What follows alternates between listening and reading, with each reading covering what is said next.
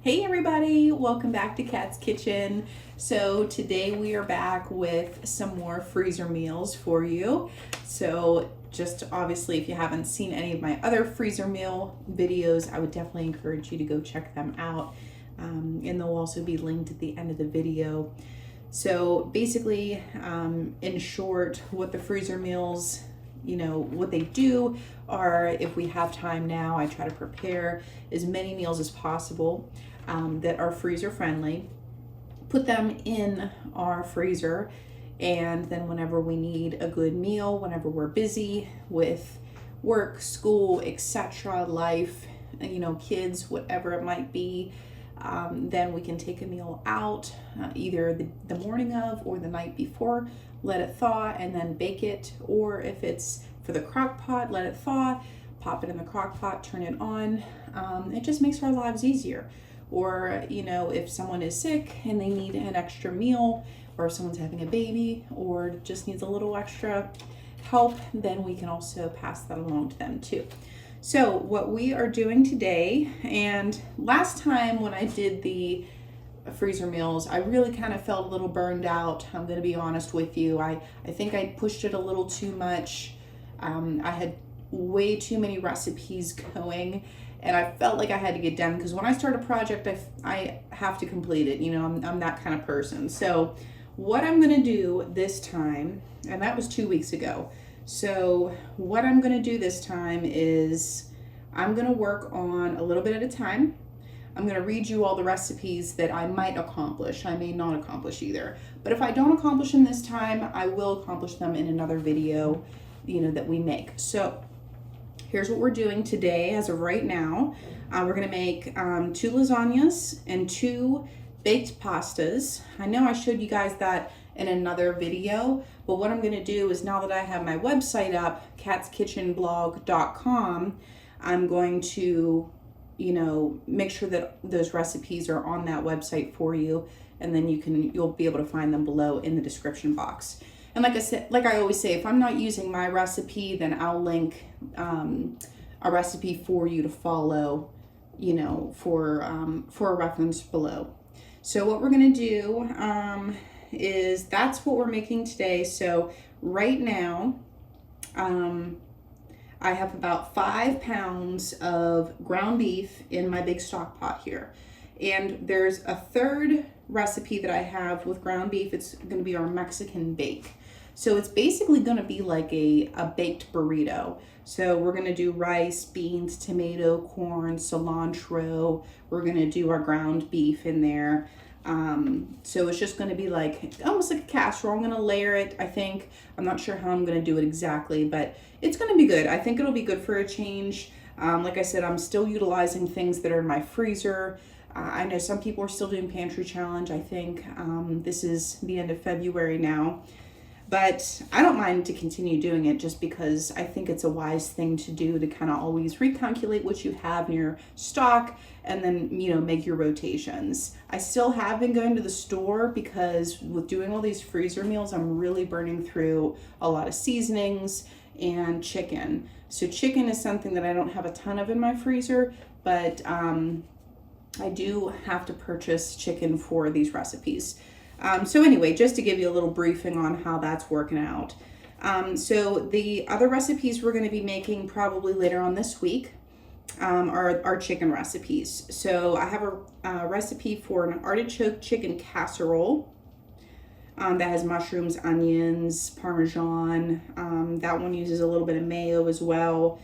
And then I'm going to make like a chicken broccoli Alfredo, chicken bruschetta bake.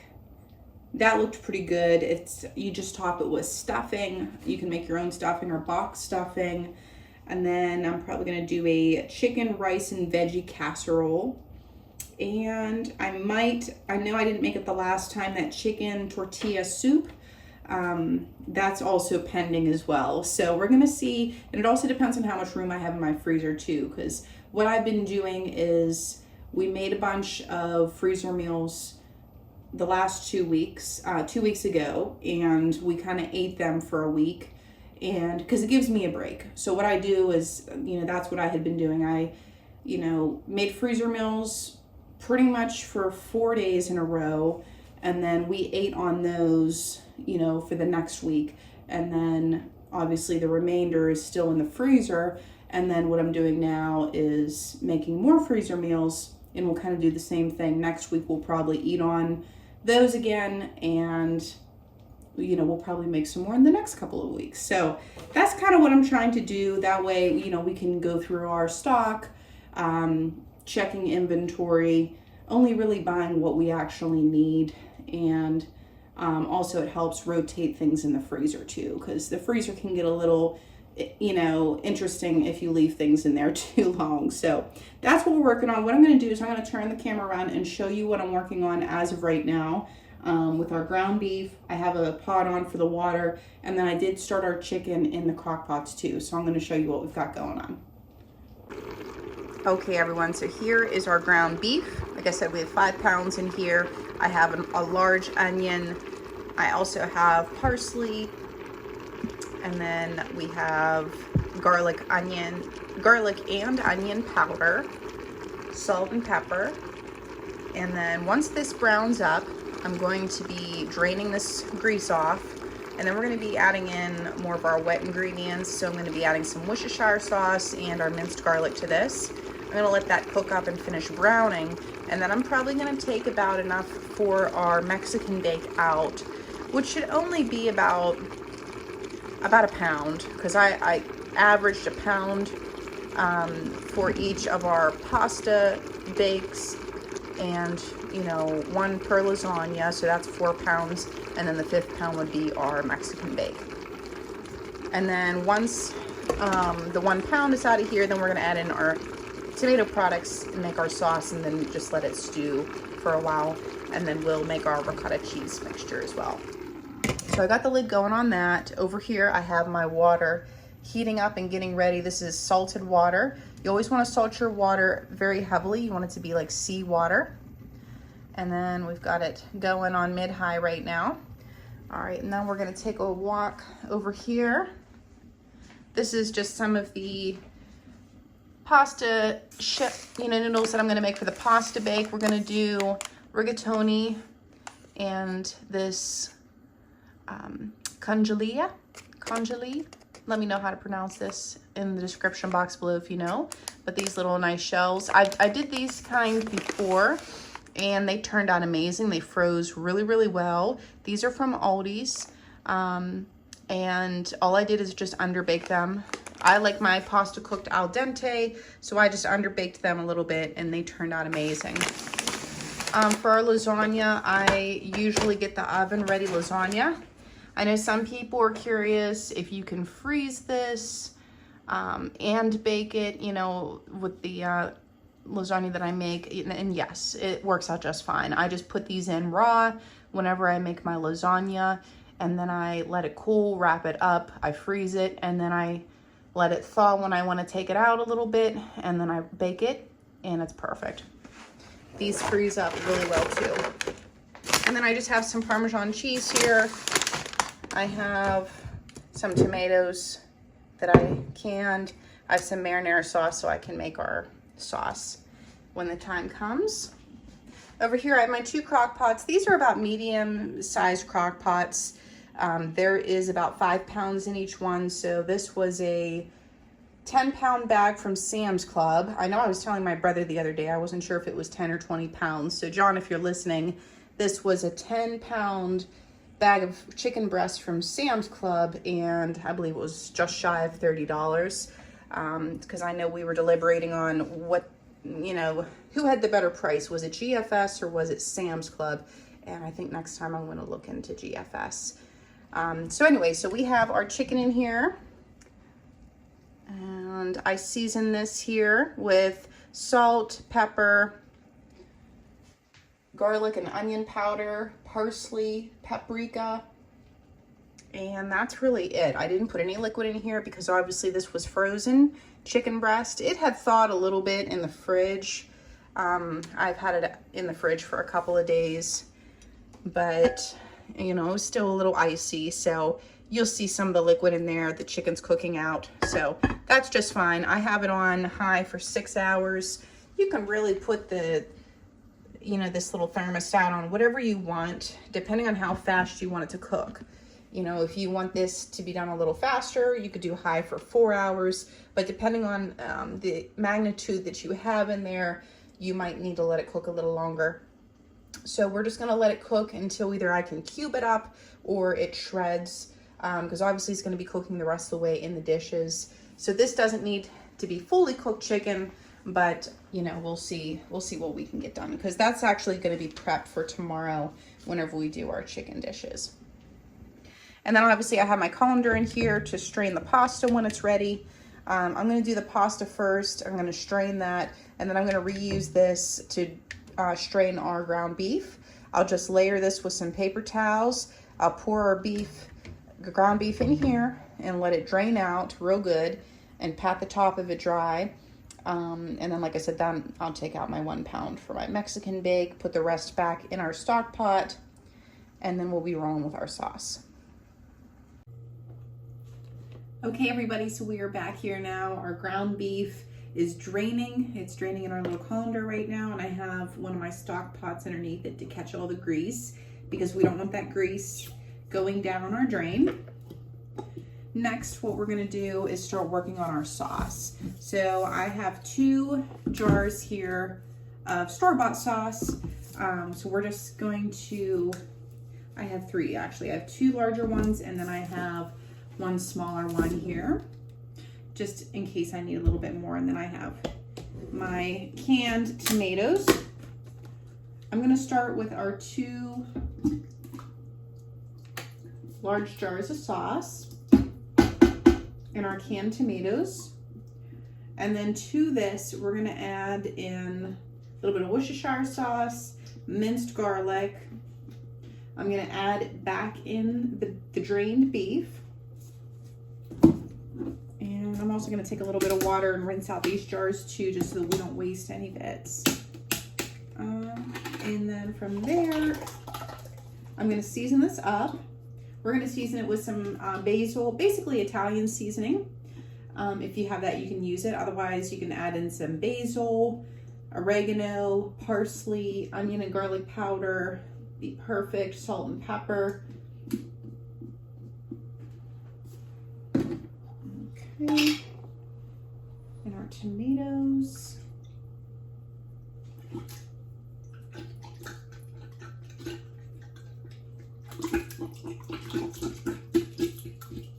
If you're wondering which ingredients I'm mostly using, the ones that I canned myself. So what my strategy is to predominantly use the ones that I think that I won't have any trouble growing, since this year is the first year of our garden and I'm not sure how things are gonna play out here. But I know in our region where we're at, tomatoes are really fairly easy to grow. So I'm mostly using my tomato products. And like I said, if I need to buy some from the local farmer, I definitely can. That way we can, you know, have enough to eat and to grow. So yeah, so that's pretty much my main thing is going to be working on the tomatoes and tomato products, because then I should be able to, you know, reproduce enough of that in the garden. And I might work on the corn a little bit too. Our rancher that we have, that we get our, you know, half a cow from every year, she sometimes will let us, for the past 2 years, she's let us come and get free corn from her. So that was really, really nice, because the first year, 2 years ago, Mark and I went, and that's what we ended up canning all that corn from. And if you want to go back and watch that video, that was really, really nice. So I might also work on the corn a little bit. It is nice not to have to can everything every single year, because it's a ton of work. It's really a ton of work. And if you don't have much help, it's a lot by yourself.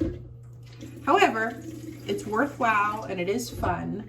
It just takes a lot of stamina and energy and due diligence. Once it's done, it's really nice to see everything on your shelves.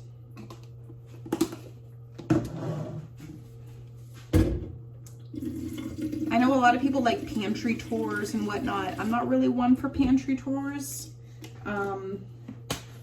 But I will tell you at least what I have. So the shelves that I have, I purchased from Sam's Club and Home Depot, and they work out just fine. I can even maybe link, if I can find it, I'll link what shelves are my favorite, because we've had to buy a few different type ones.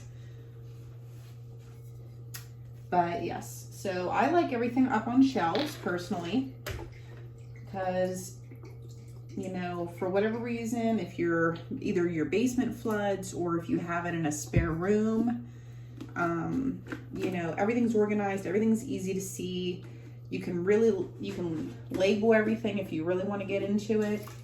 There's a lot of different ways to tackle that beast.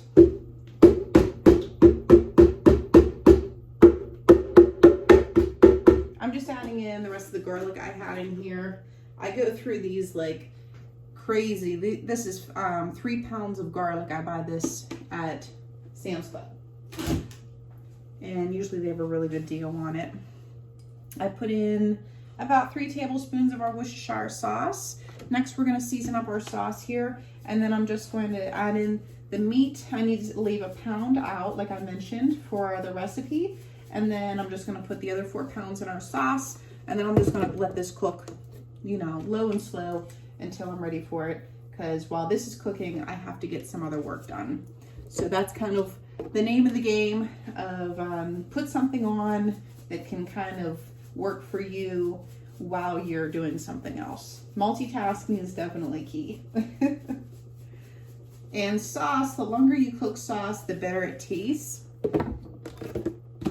I think I'm actually going to put a little bit of port wine in here too.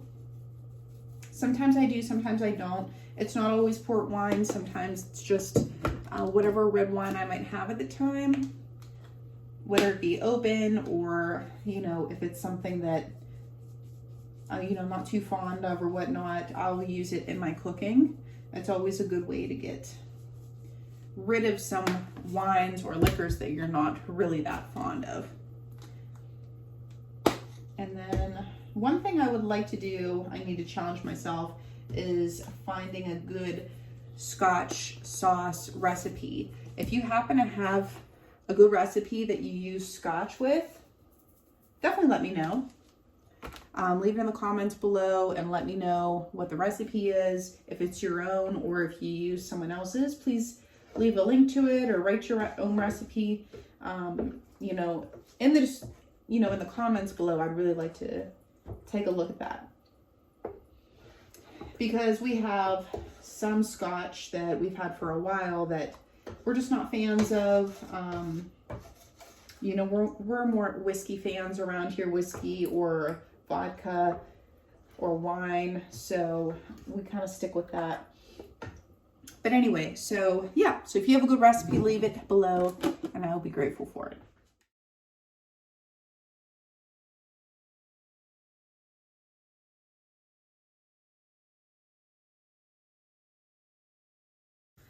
All right, here is what our meat marinara sauce is looking like.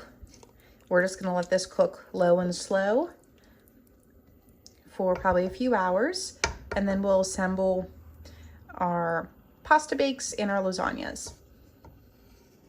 Alrighty guys, so here we are with our baked ziti and our shells. So what we're gonna do is a basic, it's kind of like a pink sauce. I'm gonna show you how to do, and it's getting late in the evening and we're getting kind of tired. So what we're gonna do is just mix it up in our pans. So this kind of saves a little bit of a step so that you don't have to mix up your ricotta in a different bowl.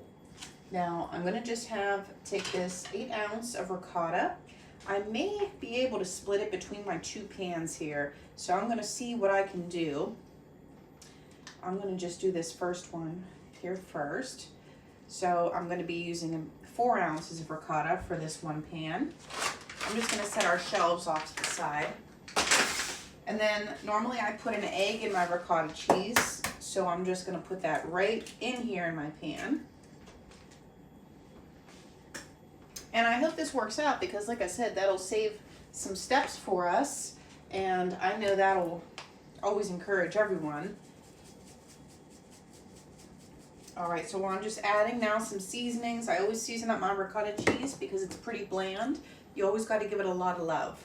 So next we're gonna do onion and garlic powder. I already did my parsley. Gonna give it a little bit of Italian seasoning, salt and pepper, and then I'll hit it with some basil.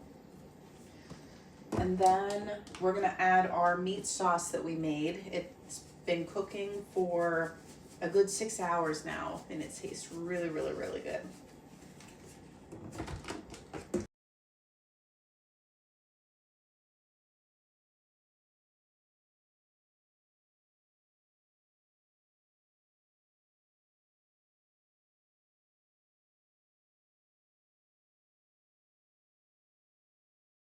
Through the process. So anyway, so this is what your sauce should look like. Like I said, a little pink sauce, and that barely took any time at all. Like I said, we mixed it all up in here. So I'm going to do the same thing with the shells. So the 4 ounces of the ricotta ended up working beautifully for that. So I'm just going to do the same thing to my shells. And then over here you can see my chicken. So this is the chicken that has been in the crock pot all day long. I had it on high for 6 hours. I know it looks a little, interesting with the fat right now, but what I'm gonna do is I'm gonna drain all the fat, and I'm gonna consolidate all these into just one crock pot. And then I'll put the lid on. It's cold completely. And then what we'll do is tomorrow, whenever we do our chicken recipes, our chicken is already prepped for us. So that takes one step out of it, which is really, really nice, because these 2 crock pots were able to work for us while we were obviously accomplishing other things today. So guys, I will see you back here tomorrow, and we'll get those other chicken dishes accomplished.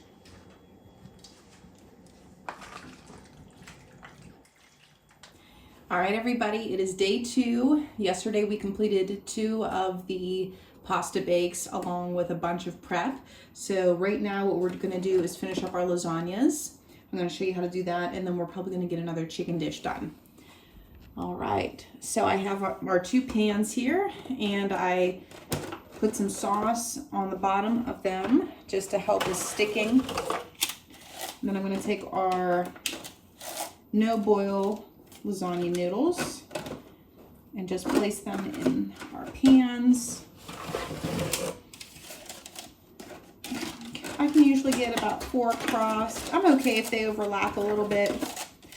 Everything is cold, so our sauce is cold, our cheese is cold, so everything's a little stiff, but obviously once it bakes, it's all gonna meld together very nicely. Okay, and then we'll do, I've done these lasagnas for you guys before. I'm sure you've already seen this. So basically all it is sauce on the bottom, then your lasagna noodle, and then you can layer it any way, which way you want. It's just sauce, noodles, and cheese.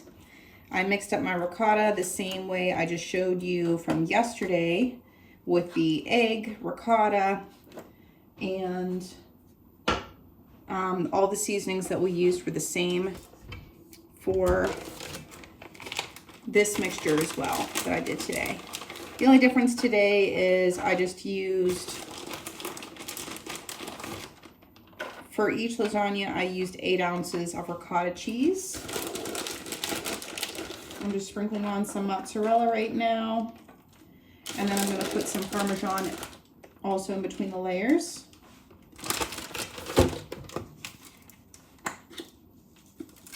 You can use real Parmesan if you want. Whatever you want will be great. Whatever you have.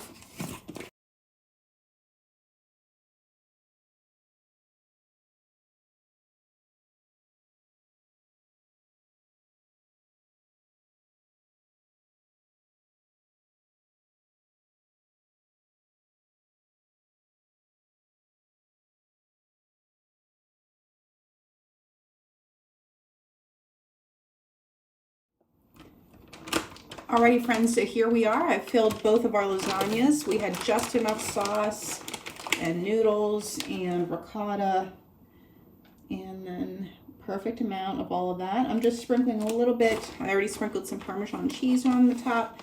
Now I'm just finishing with a little bit of mozzarella cheese for when it bakes. All right, these are ready now. Like I said, everything is cold, so I can just wrap it up, label and date it, and then these can go directly into the freezer. All right, everybody, so next what we're gonna be making is our artichoke chicken casserole. I've never made this before, so I'll link the recipe below for you guys. First, we're gonna start off with our sauce. So for the sauce, it calls for some mayo,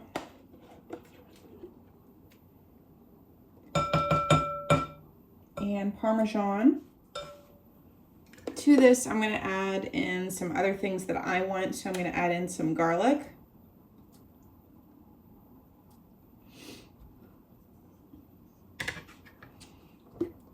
Then I'm just going to add in some seasoning.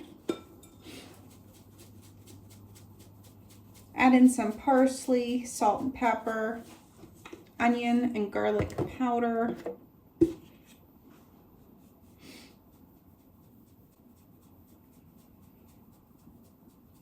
Now this recipe does call for mushrooms. I have some washed and sliced mushrooms right here. You could probably, if you don't care for mushrooms, you could probably replace those with another vegetable. Go ahead and experiment with that. Also, since I've never made this recipe before, I'm not sure how it'll freeze because of the mayo and the mushrooms. I know the mushrooms will probably just get watery because I have freezing those in sauces before. And usually that's not that big of a deal, but as far as the mayo, I'm not sure how that would play out, if it would split or whatnot. Okay. So here I'm just gonna mix this up. And to this, we need to add some Parmesan cheese.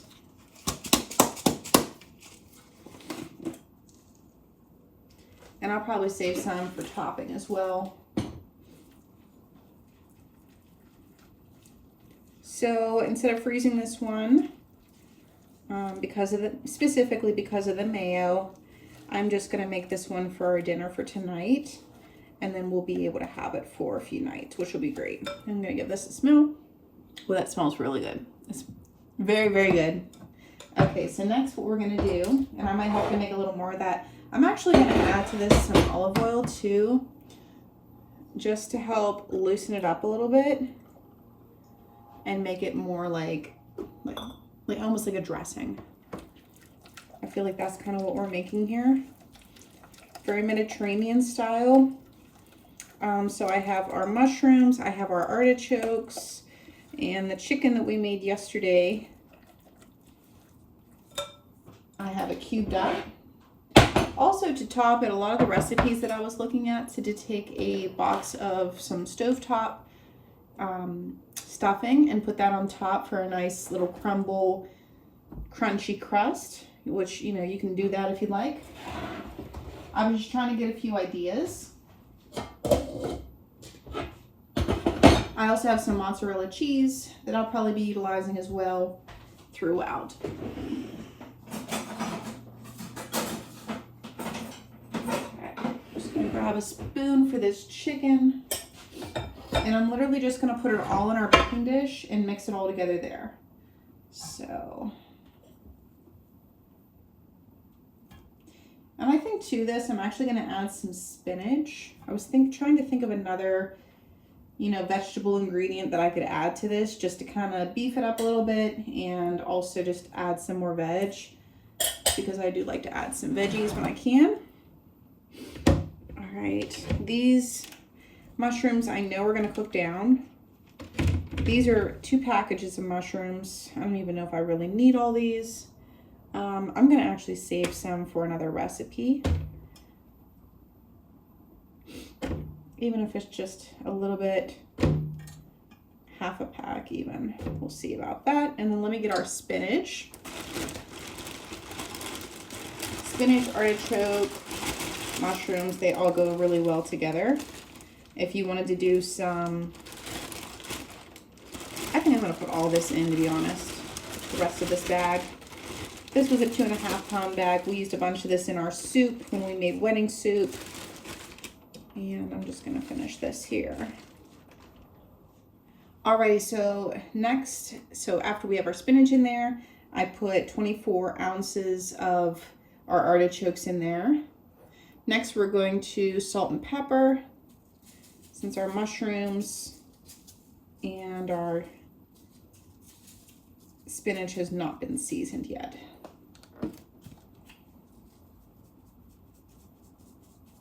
And then I'm gonna put a little bit more chicken on top. We're gonna mix this in, and then we're gonna start adding our dressing.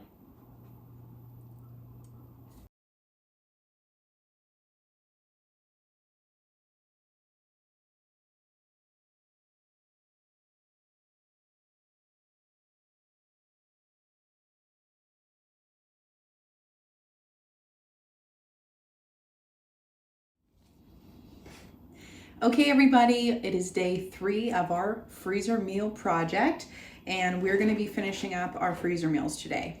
Now, unfortunately, I had some technical difficulties yesterday with my camera and the gimbal that I use and the storage and everything. So I did a lot of meals yesterday. Actually, let me go get my menu and I'll tell you exactly what I did. You guys will see the lasagna that we did yesterday and the artichoke chicken casserole.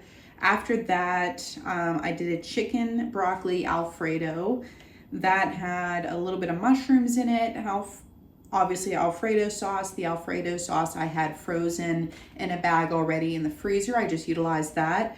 And then our chicken, I used some elbow macaroni noodles. You can use whatever kind of pasta you have. That's just what I had open in my cupboard, so that's what I was trying to go through.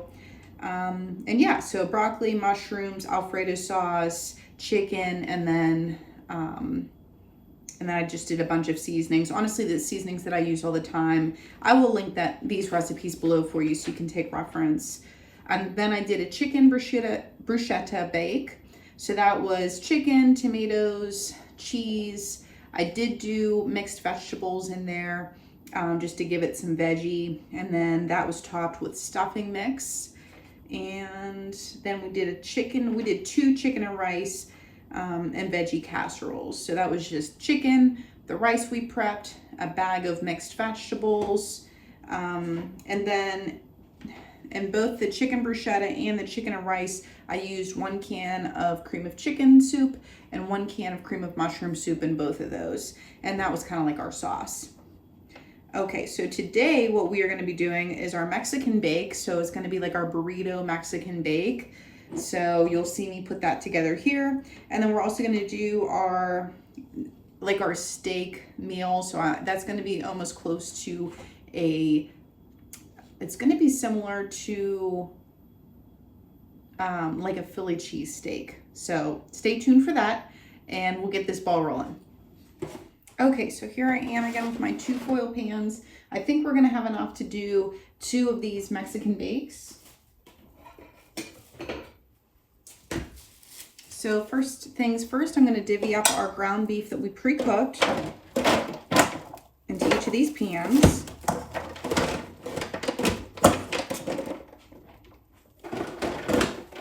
And this is probably about 1.5 pounds total.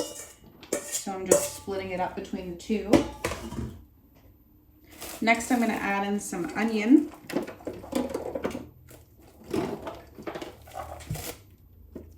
Onion to both. Perfect. Next, I have here some chopped up green bell pepper. And I also have some jalapeno. I de-seeded and de-veined. If you like it hotter, you can definitely leave the seeds and veins in them. We're just going to leave the rest of this here for our, I'm calling it a Philly bake.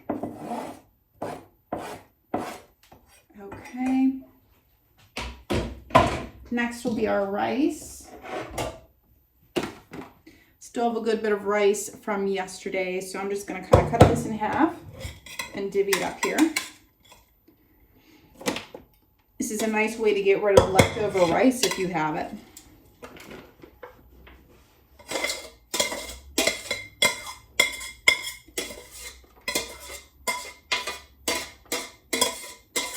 Okay, then to our pot here, our pans rather, excuse me. I have 2 cans of our stewed tomatoes. You can use any type of tomatoes you like, diced, sliced, stewed.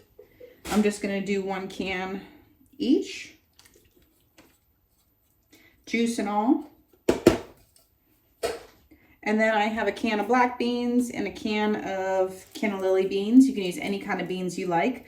I'm just gonna do half of these in each one, because this is just what I have readily available right now. That's why I'm using these. And I always like different variety of beans anyway.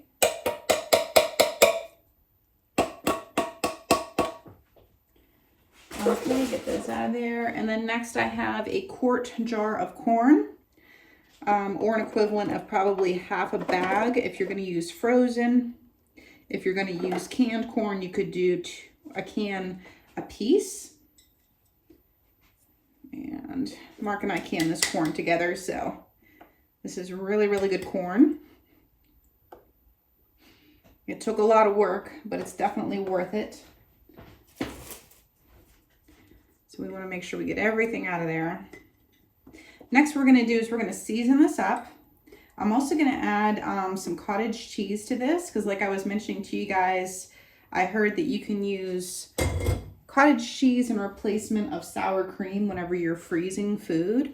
So that's what you're going to see me do here. Next I'm going to season this as well with some minced garlic, parsley, onion, garlic powder, salt and pepper. And then I'm also going to chop up some cilantro and put it into each one of these. And I'm just going to hold the bunch of cilantro and chop it with my shears. You'll be able to see that.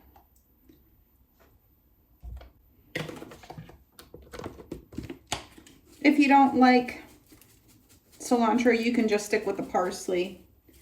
They have similar flavor, but whenever you're talking about Mexican flavors, it's nice to have the cilantro. We're also going to add a little bit of cumin into this. If you have a taco seasoning, you can also add that too. I'm going to do actually my cumin and a taco seasoning to this, because I think that would be really, really tasty.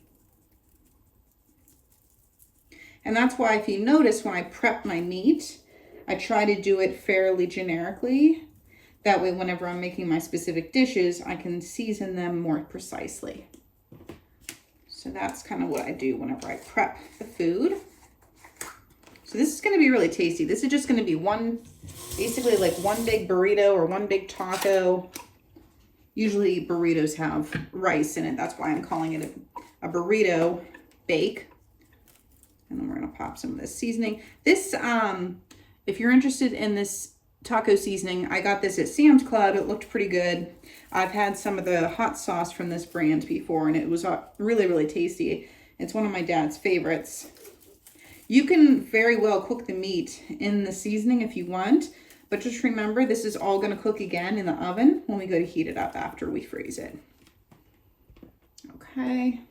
Our salt and pepper on there. Always season every layer. Just because you season one thing doesn't mean it's going to taste amazing. You have to season every layer. This is our onion powder, garlic powder,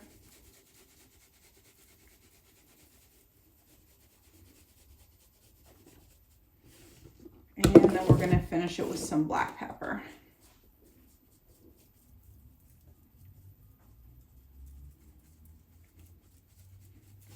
Okay. Next, I'm just going to have our cottage cheese here. And I'm just going to split. This is a 24 ounce. So I'm just going to put half in each one. And we're going to see how that fares. If we need any more, I can add it. I have more in the fridge.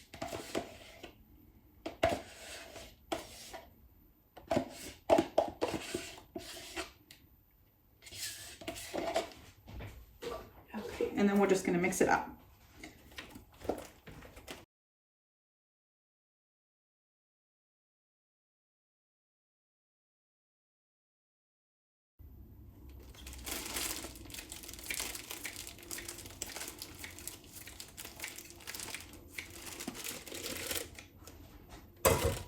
I did have to add in some more cottage cheese to this.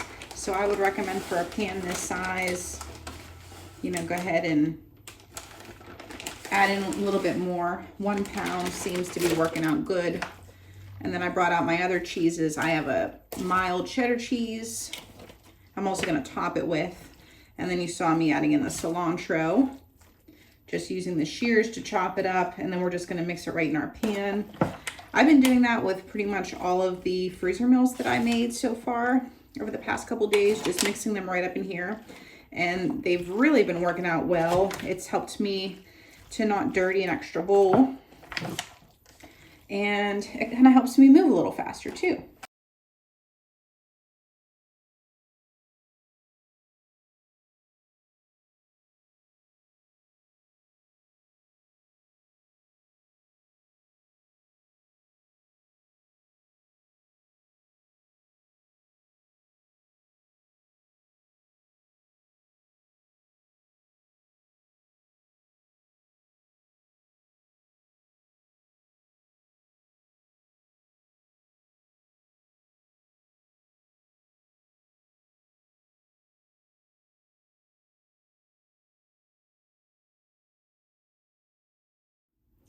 Alrighty friends, so we are at the last recipe of the hour of the day. And here's how it goes. This one's gonna be pretty fast. So this is gonna be like our Philly cheese bake. So in here I have some sliced green pepper along with some minute steak that I've already rinsed. Alrighty guys, so here we have our minute steak. We have about 1.5 green peppers. I have about 1 small onion. We have some minced garlic, about 2 tablespoons, parsley, onion, garlic powder, salt and pepper if I didn't mention that. We're gonna mix this up. And then I'm gonna add some cheese, whatever cheese you have. I only have mozzarella left. And then I'm gonna add some of these potato puffs on top as our crust, along with some additional cheese.